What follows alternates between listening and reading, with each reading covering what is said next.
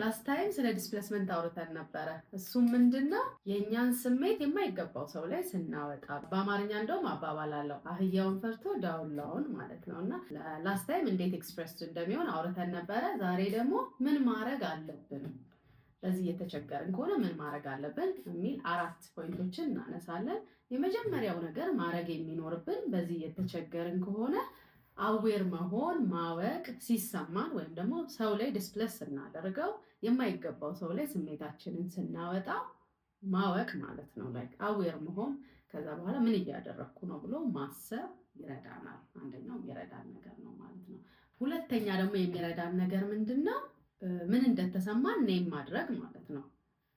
ሁሌ ንዴት አይደለም። አሁን ሰው ላይ ንዴት ስናወጣ ስለ ንዴት ብቻ አይደለም። ሜቢ ከዛ በፊት ሼም ተሰምቶ ሊሆን ይችላል። ሜቢ ከዛ በፊት ሪጀክትድ እንደሆነ ተሰምቶ ሊሆን ይችላል። ኔሚንግ ዘ ኢሞሽን ማለት ያኛው የተሰማን ኦሪጂናል ኢሞሽንን እንዲህ ተሰምቶኝ ነበር ማለት ያንን አክናውሌጅ ማድረግ ዲስፕሌስ እንዳናደርገው ይረዳናል።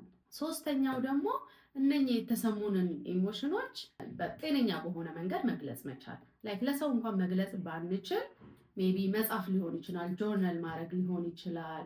ለሰው ብንነገር ጥሩ ነው፣ ግን ካልቻል ወደ ጆርናል ማድረጉ ጥሩ ይሆናል ማለት ነው። አራተኛውና የመጨረሻው ስንረጋጋ ያን ሰውን ኮሚኒኬት ማድረግ ላይ ካልም ስንሆን ከኢሞሽን ስንወጣ ቲንኪንግ ማይንዳችንን መጠቀም ስለምንችል ራሳችንን ማስረዳት እንችላለን፣ ስሜቶቻችንን ኮሚኒኬት ማድረግ እንችላለን ማለት ነው። ዲስፕሌስ እያደረጋችሁ ስሜታችሁን ከተቸገራችሁ እነኝህን 4 ነገሮች ማድረግ ይረዳናል ማለት ነው። እንደዚህ አይነት የሜንታል ሄልዝ ኮንተንት ከፈለጋችሁ ፎሎ ማድረጉን እንዳይረሱ።